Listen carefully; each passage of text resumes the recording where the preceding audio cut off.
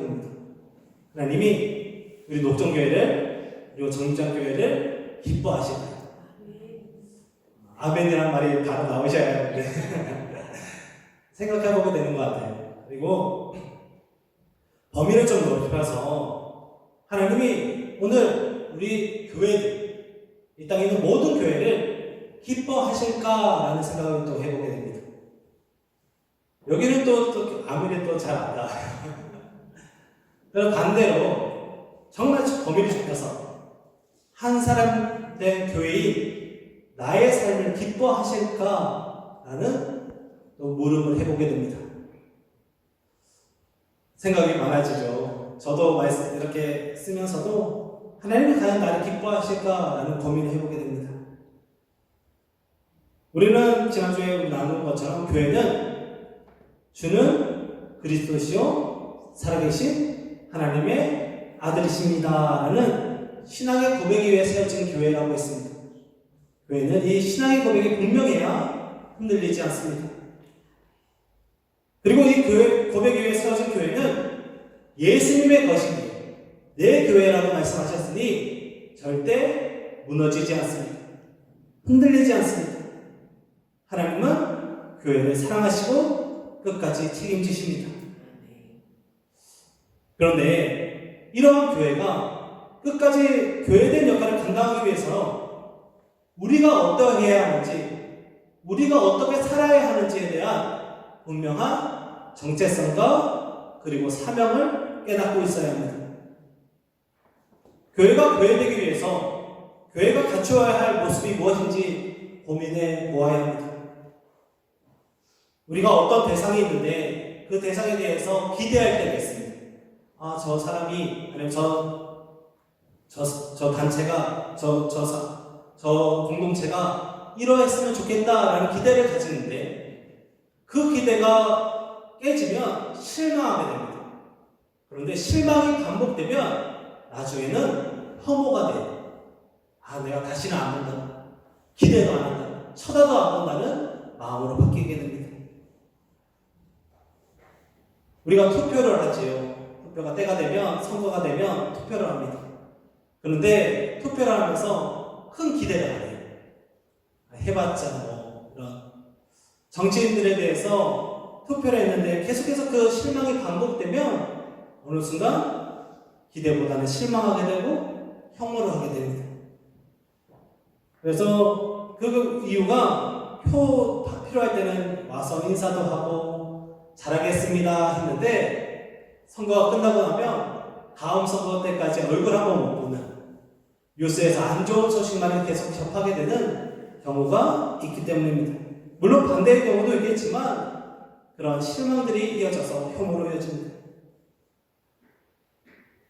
모든 조직은, 모든 공동체는 스스로만 위하고 자기 욕심만 채우기 시작하면 어느 순간 그 공동체는 무너지게 되고 그리고 쓰러지게 됩니다. 그래서 미래학자이자 경제학자인 피터 드러커라는 사람이 있는데 이 사람은 모든 조직의 목적은 외부 사람을 섬기기 위해서다. 조직이 내부 사람들을 섬기기 위해 존재할 때 그 조직은 사멸한다라고 말합니다. 우리는 우리를 위해 존재해서는 안 됩니다. 우리는 먼저는 하나님을 위해 그리고 이웃을 위해 존재할 수 있어야 합니다. 세상의 교회를 향한 기대도 그렇지 않나 생각해 봅니다. 교회가 우리를 위해, 이웃을 위해 무엇인가를 해주고 또 본이 되어주기를 기대하지 않나 생각해 봅니다. 그런데 그 기대가 조금씩 무너지게 되면 조금 실망하게 되고 어느 순간 혐오로 바뀌게 됩니다. 2021년에 한국 리서치라는 곳에서 발표한 주요 종교 호감도 및 종교 효능감 조사 결과입니다. 여기는 조사입니다. 여기 보면 개신교인들은 71% 정도가 스스로에 대해서 호의적으로 바랍니다. 교회 다니면 우리 교회는 좋아요 라고 생각해요. 그런데 반대가 아니라 다른 천주교나 불교, 기타 종교, 무교인 사람들은 적게는 20%, 많게는 30% 정도만 개신교를 좋은 종교, 그리고 호의를 가지고 바라본다고 합니다. 이게 근데 제가 찾아본 조사 중에서 제일 많이 잡은 거예요. 20% 30%가 그나마 많은 거고, 다른 조사에 보니까 한 자릿수도 있더라고요. 그러니까 교회에 대해서 좋게 보는 게 한 자리 조사도 있었습니다. 왜 그럴까요? 여러 가지 이유가 있겠지만 교회가 갖추어야 할 모습은 갖추지 못한 채 우리가 성도라고 말하면서 교회라고 말하면서 세상에 나가지 않았나 생각해 봅니다. 우리가 외출하기 전에는 거울도 보고 옷도 좀 갖춰 있습니다. 믿기 쉽지 않겠지만 저도 오늘 아침에 거울을 봤어요. 이제 한번 얼굴도 보고 이렇게 세수도 하고 한 겁니다. 그런데 나가기 전에 확인을 해요. 확인하고 내 모습이 어떤지. 하물며 우리가 가까운 슈퍼라도 가려면 그냥 나가지 않습니다. 모습을 갖추고 그리고 밖으로 나갑니다. 자신의 모습을 확인하고 나간다는 거겠죠. 그런데 우리가 성도라는 이름으로 세상에 나가면서 아무 준비도 하지 않고 그냥 나가지 않았나 생각해 봅니다. 우리는 교회로, 한 사람의 교회로서 세상에 나가는 겁니다. 그러면 우리가 교회로서 준비가 되어 있는지, 나는 교회 대비 온전한지 항상 확인하고 점검해보고 세상에 나갈 수 있어야 합니다. 오늘 녹종교회 그리고 함께 예배하는 정밀적 교회의 모습을 점검해 보시기 바랍니다. 우리는 교회입니까? 우리 교회를 통해 하나님은 기뻐하고 계실까요? 오늘 말씀을 통해서 교회가 어떠해야 하는지를 깨달아서 교회 스스로 만족하고 끝나는 교회가 아니라 우리 교회는 이 정도면 충분해 하고 끝나는 교회가 아니라 하나님 보시기도 기쁘고 이웃이 보기에도 저희 교회는 진짜 교회구나 라는 말이 나올 수 있는 그러한 교회가 되기를 주님의 이름으로 소망하고 축복합니다. 예수님을 믿고 나서 날마다 믿는 자들이 더해졌습니다. 그리고 처음에는 성령을 받았던 120명의 사람들이 갈수록 많아져서 오늘 본문의 2장 42절 앞에 보면 3,000명이나 되는 사람들이 그날 더 예수를 믿게 되었다는 말씀이 기록되어 있습니다. 사람들이 갑자기 많아지면 그 사람들은 먼저 믿는 사람들을 바라보게 됩니다. 그래서 사도들은 그 사람들에게서 교회는 어떤 곳인지를 보여주기를 원했습니다. 그 말씀이 오늘 본문 2장 41절입니다. 사도들은 그리고 믿는 자들은 가르치고 서로 교제하고 떡을 떼며 기도하는 삶을 보여주었습니다. 먼저 말씀을 보니 사도들은 가르치기에 힘썼대요. 오늘 본문에서 사도들이라고 되어 있습니다. 사도들이라는 것은 12사도를 이야기하는 거겠지요. 그러니까 12제자입니다. 12명의 제자들인데 오늘 보니 가르침을 받아 사도의 가르침을 받아라고 되어 있는데 가르침이라는 것은 단수로 되어 있습니다. 그러니까 여러 사도들이 가르치기에 힘썼는데 그들이 가르친 것은 한 내용이었다는 겁니다. 여러 명이 여러 가지를 가르친 게 아니라 여러 명이 하나만을 가르쳤다는 의미입니다. 오직 예수 그리스도만 전했습니다. 그리고 예수님만 바라보게 했습니다. 또 예수 그리스도의 삶만을 따라가게 했습니다. 여러 명이었지만 하나만을 가르쳤습니다.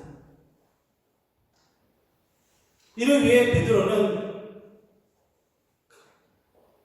설교하기를 오늘 본문 앞에 있는 38절에서 보니 회개하여 각각 예수 그리스도의 이름으로 세례를 받고 제사함을 받으라 그리하면 성령의 선물을 받으리니라고 설교했습니다. 이 설교를 듣고 나서 사람들이 회개하고 돌이켜서 3,000명이나 예수를 믿는 이들이 일어났습니다. 곧 예수 그리스도를 믿고 따르기로 했다면 회개해야 합니다. 그리고 예수 그리스도를 향한 믿음의 고백으로 다시 태어나서 세례를 받고 다시 태어나서 제3 용서를 받고 이제는 하나님의 자녀들에게 주어지는 성령을 힘입어서 예수님만 따라가야 합니다. 그것이 교회의 모습이어야 합니다. 이 가르침은 초대교회가 나아가야 할 방향이었고 또 초대교회가 흔들리지 않는 비결이었습니다. 그런데 가르쳐 보신 분은 알겠지만 말만 하면 잘 안 배워요. 가르치는 것엔 말만 하는 가르침은 한계가 있습니다. 말만 하는 사람은 그 말 때문에 또 길을 잃을 때가 있습니다. 이때 말과 저때 말이 다를 수 있기 때문입니다. 그래서 한국의 기독교 신앙의 어른, 위인이라 불리는 주기철 목사님은 우리는 단지 말만이 아닌 행동으로 설교하고 가르치고 양육해야 합니다 라고 말합니다. 말로만 하는 것은 한계가 있기 때문입니다. 사람들은 그들의 말을 듣는 것이 아니라 그들의 삶을 보고 있음을 알았기 때문입니다. 말하는 사람이 어떻게 사는지, 저 사람이 말뿐인지 아니면 정말 말하는 것을 살아내는지를 사람들은 보고 있습니다. 세상 사람들 교회한테 무관심한 것 같죠. 성도들 내가 교회 다녀 하면 그런가 보다 하고 넘어가는 것 같은 때가 있습니다. 그런데 다 보고 있어요. 교회가 어떻게 하고 있는지, 그리고 성도라고 말하는 사람들, 교회 다니는 사람들이 어떻게 살고 어떻게 말하는지를 다 보고 있습니다. 그래서 이상하게 교회에 대한 안 좋은 기사들은 조회수가 엄청 많이 올라가더라고요. 교회 다니는 사람들만 클릭하면 조회수가 별로 안 나올 것 같은데 항상 헤드라인이 가장 먼저 올라가 있습니다. 사람들이 다 보고 있다는 뜻이겠지. 사도들은 그래서 가르칠 때 삶으로 가르쳤습니다.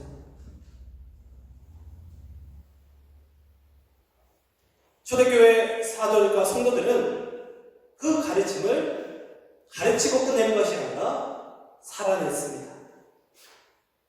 우리가 무심코 하는 말과 행동은 믿지 않는 사람들에게, 그리고 이제 믿으려는 사람들에게, 본을 보여줘야 하는 그 누군가에게 하나의 본이 될 수 있습니다.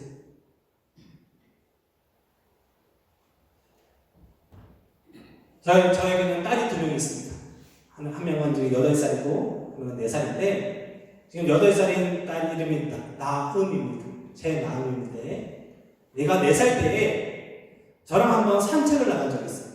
네, 여기 보시면 아시겠지만 중간에 택시를 잡거나 버스를 타거나 지하철을 탈 수 없습니다. 걸으면 끝까지 걸어야 돼요. 그래서 돌아와야 되고 그런 산책길인데 잘 가다가 갑자기 잘 걷더니만 갑자기 못 걷겠대요. 그러면서 저에게 아빠 허리가 너무 아파서 못 걷겠어 라고 얘기합니다. 4살인데 4살짜리가 허리가 아파서 못 걷겠대요. 그래서 이걸 어떻게 해석을 해야 되나.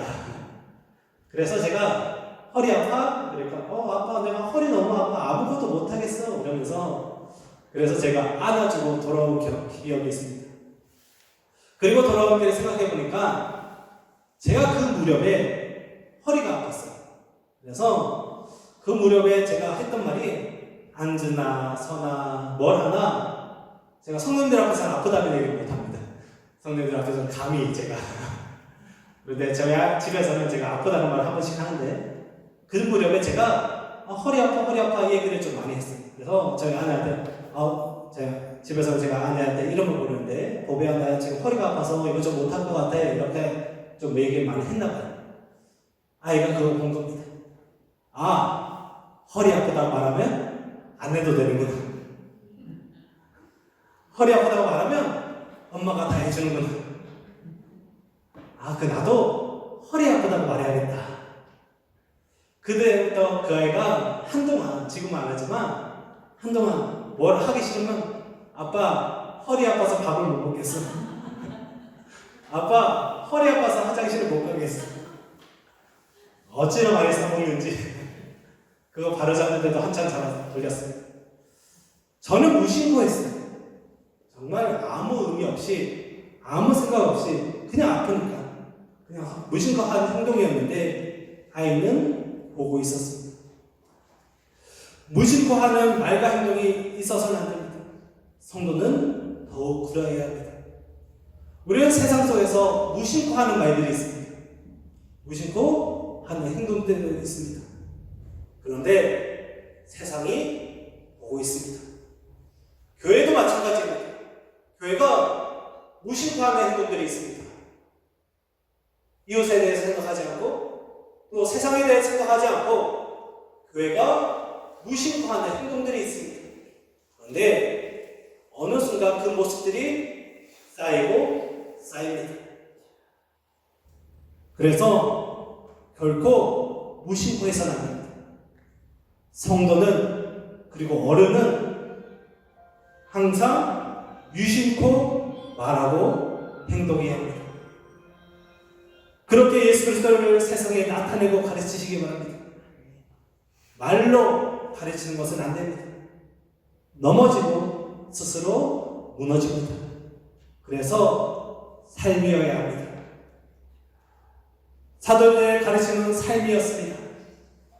우리도 먼저는 우리에게 예수 그리스도를 향한 신앙 고백, 주는 그리스도시요 살아계신 하나님의 아들이라는 고백이 있어야 하고 그 고백을 삶으로 살아내시기 바랍니다. 그 삶으로 가르치는 모든 교회가 되기를 소망하고 축복합니다. 초대교회에 나타난 또 하나의 모습이 있습니다.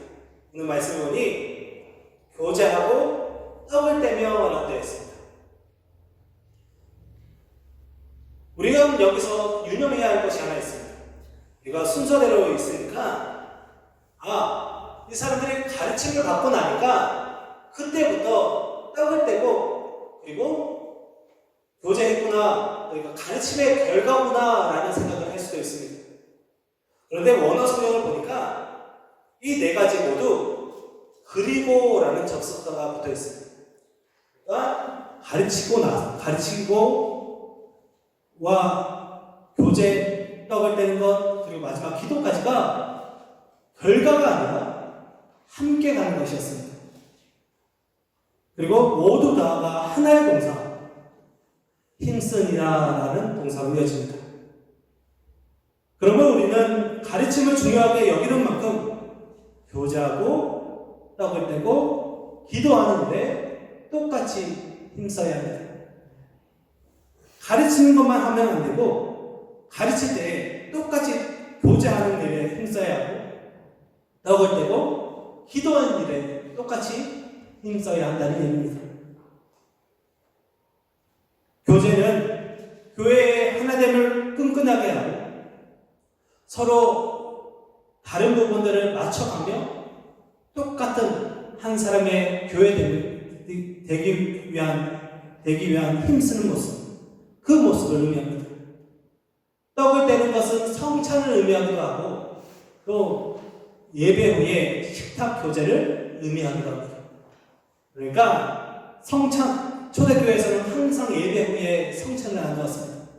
말씀과 성찬이 꼭 있었고 그 이후에 꼭 식사교제가 있었습니다. 그래서 성찬과 식사교제가 바로 이어지기도 했습니다. 결국 초대교회는 함께 모여 예수 그리스도에 대해 가르치고 배우기를 했었고 그 힘을 가지고 똑같은 힘을 들여서 교제했고 하나 되는 일에 힘을 쏟았습니다. 우리가 예배에만 힘써서는 안 됩니다. 예배에 힘쓰는 만큼 교제하고 하나 되기 위해 노력해야 합니다.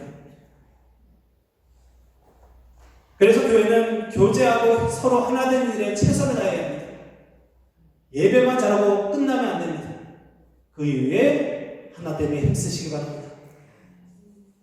코로나19 바이러스 시대 이후에 교회를 떠나고 여전히 교회에 돌아오지 않는 이들이 있습니다. 그 사람들에게 아니 이제 교회 나오셔야지요 하니까 하는 말 중에 하나가 무엇이냐? 온라인으로 예배드려요.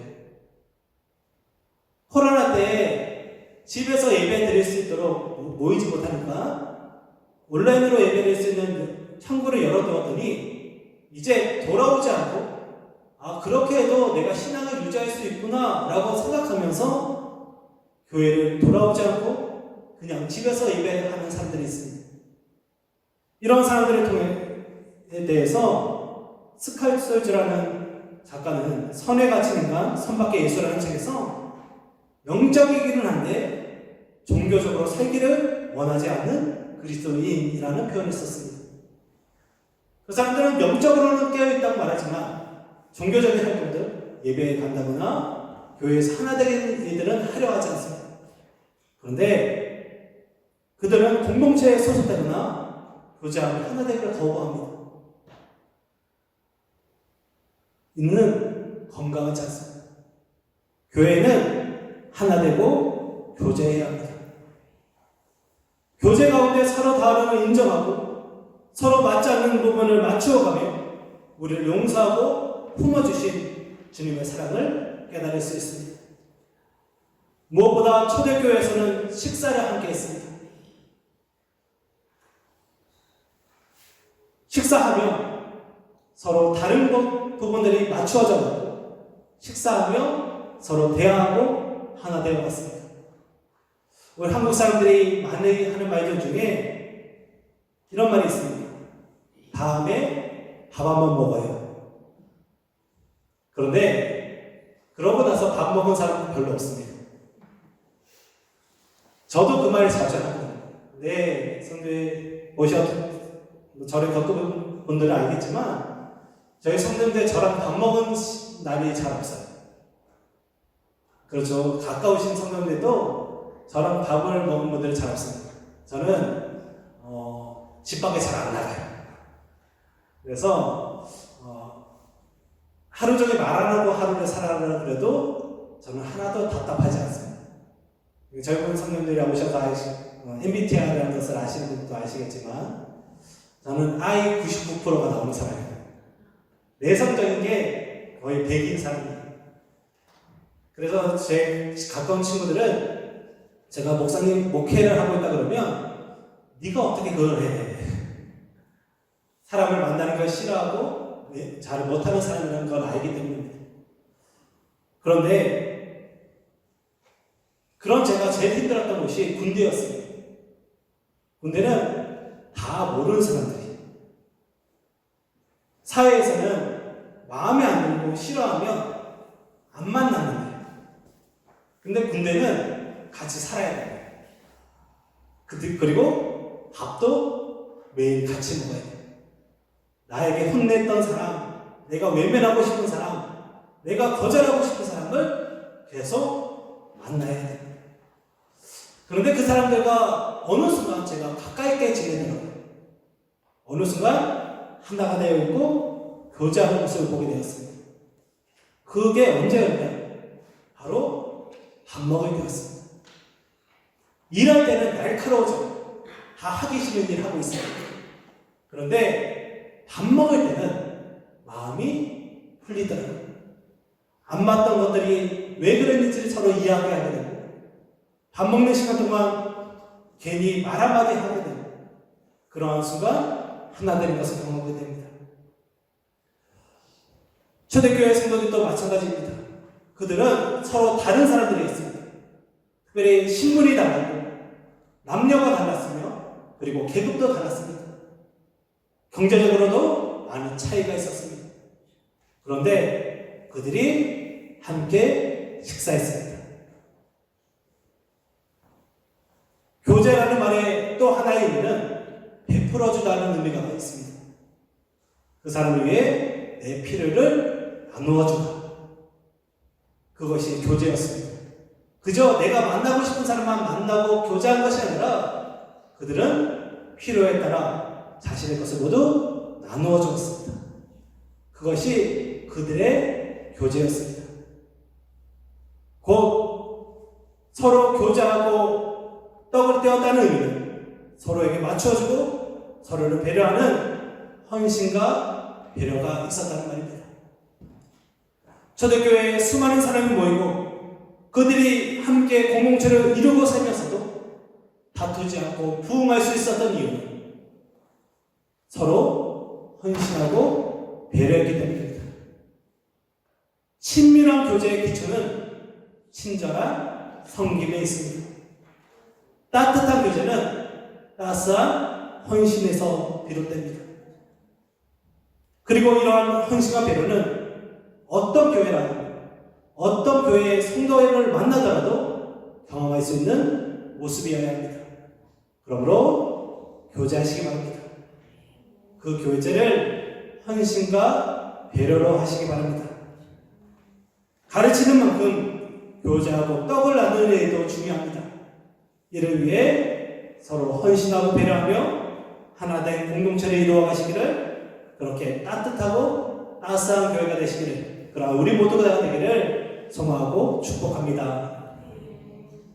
마지막으로 교회는 기도하기를 힘썼습니다. 근데 여기에서 힘쓰다라는 말의 그 원어를 보니까 헌신하다라는 의미를 가지고 있어요. 그러니까 초대교회는 가르침을 받아 서로 교제하고 떡을 떼며 오로지 기도하기를 헌신했습니다. 그런데 우리는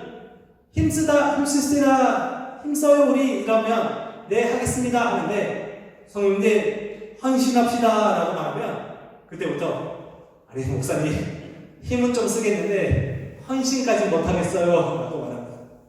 제가 좀 노력은 해보겠는데 헌신까지 못하겠어요 라고 말해요. 부담스러워집니다. 하루 먹고 살기도 바쁜데 나에게 주어진 일이 너무 많고 하루에 허리 펼 시간도 한 번 없는데 내 시간 하나도 못 가지는데 목사님 기도에 힘쓰라니, 아니 기도에 헌신하라니 너무 힘들 것 같아요 라고 가혹하게 됩니다. 그러나 주님이 말하는 헌신은 노동으로 시간과 정성을 바치라는 말이 아닙니다. 내 삶을 주님께 맡기고 주님과 동행하며 주님과 함께 살아가라는 말입니다. 헌신은 내 힘으로 하라는 말이 아닙니다. 내 힘을 쓰라는 것이 아닙니다. 주님이 일하시니 함께 하자는 뜻입니다. 그래서 이 아르헨티나 영적 각성을 운동을 일으킨 후안 카르로스 오르티즈라는 목사는 자신의 책에서 기도가 당신에게 지루한 노동이 되지 않도록 하십시오 라고 말합니다. 우리는 기도를 통해 무엇인가를 이루려 할 때가 있습니다. 그래서 기도 제목이 있습니다. 그리고 기도의 이유도 많이 있습니다. 기도하는 이유, 나는 이 기도 제목을 꼭 이룰 거야 라고 말합니다. 기도를 통해 더 많은 하나님의 일을 하겠다고 말하기도 합니다. 그래서 기도는 무엇인가의 동력이 될 때가 있습니다. 물론 맞는 말입니다. 그런데 기도 자체가 은혜입니다. 기도는 더 위대한 사역을 위해 우리를 준비시키는 것이 아닙니다. 기도 자체가 위대하며 기도할 수 있는 것 자체가 은혜입니다. 초대교회가 기도할 수 있었던 이유는 그들에게 성령이 충만하게 임했고 그들은 기도 가운데 성령님의 함께하심을 경험했기 때문입니다. 기도하면 성령님이 함께했습니다. 그 순간이 너무 행복했던 겁니다. 무엇을 더 하기 위해서 내가 기도해서 3,000명, 5,000명을 변화시켜야지, 기도해서 내가 교회를 세워야지, 기도해서 무엇을 해야지가 아니라 기도하면 충분했던 겁니다.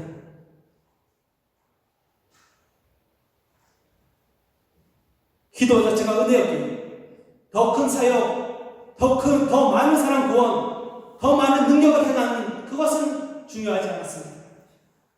기도했더니 이어진 것이었고 기도했더니 이루어진 일이었습니다. 기도가 전부였습니다. 예수님은 제자들에게 기도를 가르치셨고 기도를 명령하셨습니다. 그리고 이 기도는 초대교회에 놀라운 생명을 부여했고 죽음을 두려워하지 않는 믿음의 사람이 되게 했습니다. 기도 자체를 누리고 기도 자체를 행복해 했더니 하나님께서 변화시켜 주셨습니다. 특별히 이들은 함께 기도했습니다. 공동체가 함께 기도하는 것은 세상으로부터의 분리를 의미합니다. 교제하는 교회가 세상과의 연결을 의미한다면 기도는 세상과 분리되어서 하나님과 깊은 교제로 나아감을 의미합니다. 부모에게 자녀가 아무런 거리낌 없이 자신의 모든 것을 쏟아냈듯이 우리는 하나님에게 나아가 더 깊은 관계로 나아가기를 구하며 기도해야 합니다. 또한 온 교회가 함께 기도하며 온 교회가 함께 주님의 품에 꼭 안길 수 있어야 합니다. 누군가의 마음을 알기 위해서는 그 사람의 품에 안겨야 합니다. 그 사람과 함께 살아야 합니다. 그러므로 기도하기를 힘쓰시기 바랍니다. 기도에 헌신하시기 바랍니다. 이 말은 부담이 아니라 은혜여야 합니다. 기도 자체가 은혜입니다. 기도의 헌신은 노동이 아닙니다. 즐거움과 기쁨이어야 합니다. 내가 사랑하는 사람이 있다면 그 사람을 만나기 위해 몇 시간 달려가기를 주저하지 않듯이 내가 사랑하는 이가 있다면 계절과 상황과 상관없이 그 무엇인가를 구하려 하듯이 내가 사랑하는 주님을 위해 날마다 기도하시기 바랍니다. 그렇게 우리 모든 교회는 교회됨을 회복할 수 있습니다. 기도가 은혜입니다. 기도가 행복입니다. 기도가 기쁨입니다. 기도로 무엇을 이루기 전에 기도 자체의 은혜를 누리시기를, 그래서 이 자리에 있음이 감사이고 기도할 수 있음이 감사라고 고백할 수 있는 우리 모두가 되기를 소망하고 축복합니다. 하나님은 이 자리에 있는 우리 모두가 세상 속에서 교회됨을 회복하기를 소망합니다. 누가 봐도 성도, 누가 봐도 교회인 우리 모두가 되어야 합니다. 스스로 만족하고 끝나는 것이 아니라 세상 속에서 성도됨을 드러낼 수 있어야 합니다. 그러기 위해 머리와 가슴 배를 채워야 합니다. 먼저 삶으로 예수 그리스도를 가르치는 교회가 되어야 합니다. 머리라는 것은 가르침인데 이 가르침은 삶 속에서 나타날 수 있습니다. 우리 머리를 예수 그리스도의 삶으로 채워가시기 바랍니다. 가슴은 뜨거워야 하는데 이 뜨거움은 기도에서 나옵니다. 가슴에 그리스도의 은혜를 가득 채워가시기 바랍니다. 기도 자체가 은혜임을 깨달아서 기도하며 예수님과 깊은 관계로 나아가시기 바랍니다. 배는 많이 채워보셨죠? 배를 채운다는 것은 교제하고 서로 떡을 뗀다는 의미입니다. 서로 교제하기를 힘쓰시기 바랍니다. 서로 하나 되기 위해 힘쓰시기 바랍니다. 그때에 우리는 교회될 수 있습니다. 헌신하고 배려하는 일을 주님을 위해 하듯이 서로를 위해 하시기 바랍니다. 그렇게 하나 되는 교회 되기를 소망합니다. 이렇게 우리의 머리, 가슴, 배를 가득 채워서 우리가 교회라는 것을, 우리 한 사람이 녹정교회 또 정류장 교회라는 것을 드러내야 합니다. 드러낸다는 것은 가만히 있어도 티가 난다는 것입니다. 우리의 교회됨을 나타내는 그 중심에 가르침과 교제, 떡을 떼는 것, 그리고 그 기도가 있어야 합니다. 우리가 교회됨을 회복하여서 세상을 감동시키고 세상에 참된 교회, 진짜 성도의 모습을 보여주게 되기를 소망하고 축복합니다. 그러기 위해 우리의 입술에서 무심코 하는 비신앙적인 언어를 멈춰보시기 바랍니다. 이번 주 한 주간은 나도 모르게 했던 부정적인 말들, 저희 성도님들 항상 하시는 아이고 힘들다, 어디 잃어가고 나가면 아이고 죽겠다, 이런 말들 많이 하시더라고요. 저도 많이 해요. 저희 아이들도 어느 순간 아빠 힘들어, 아빠 너무 힘들어 죽겠어 라는 말을 쓰더라고요. 내가 언제 썼나 생각해보니까 저랑 아내가 은연중에 할 때가 있더라고요.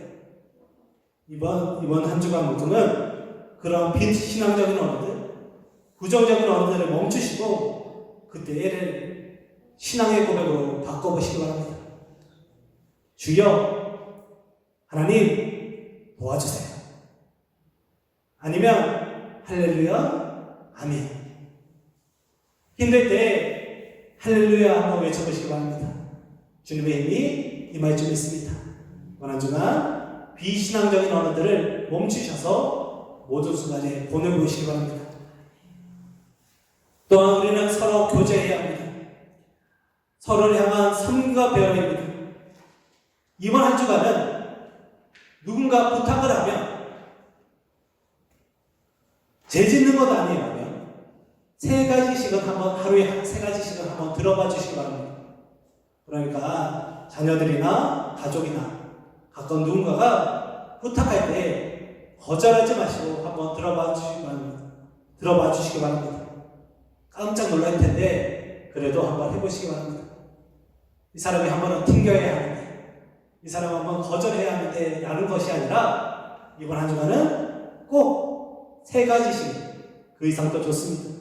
모든 부탁을 한번 들어주시기 바랍니다. 그리고 한 가지 더,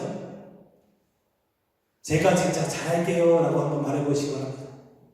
한번 옆에 분에게 한번 해볼까요? 제가 더 잘하겠습니다. 이게 진심으로 해서 우러나오셔야 돼요. 한번 다시 해보겠습니다. 제가 진짜 잘할게요.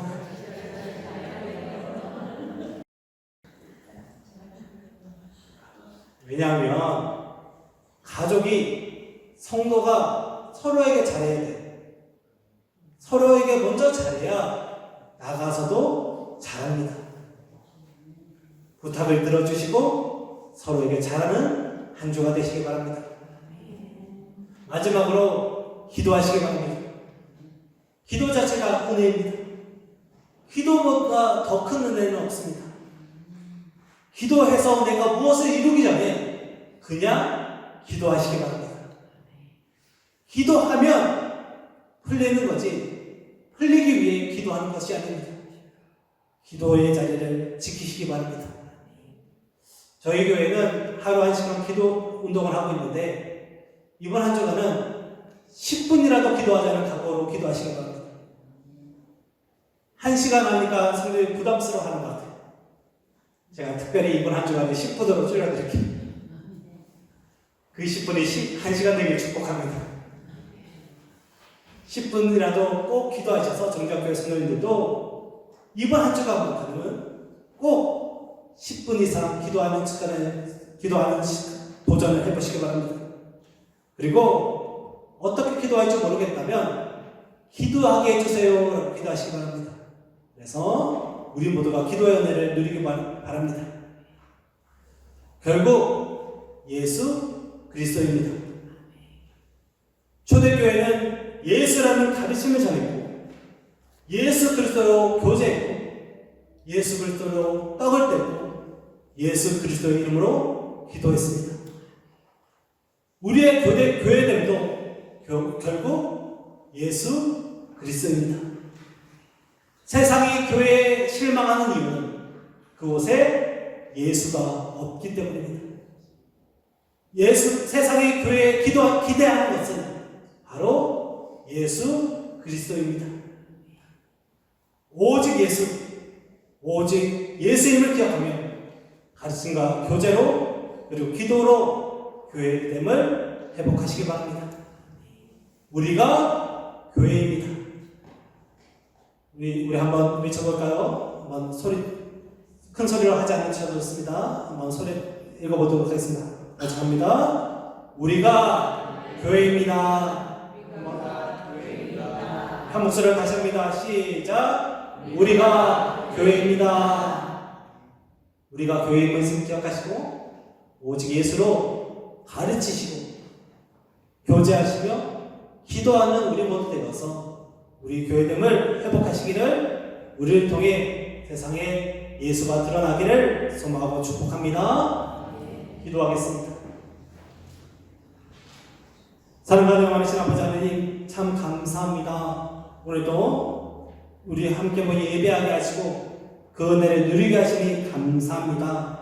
하나님 교회됨을 기억하며 세상 속에 예수를 드러내는 녹정교회 그리고 정밀장교회 되게 하여 주시옵소서. 그래서 삶으로 가르치고 교제하며 헌신하고 배려하며 기도가 은혜가 되는 삶을 살게 하여 주시옵소서. 그렇게 우리를 통해 세상에 예수가 드러나기를 아직 교회가 희망이 되는 교회를 통해 세상에 예수의 기쁨이 퍼져가는 그 일들을 이루어가는 우리 모두 되게 하여 주시옵소서. 늘 함께 하시는 기대하며 예수님의 이름으로 간절히 기도하옵나이다. 아멘.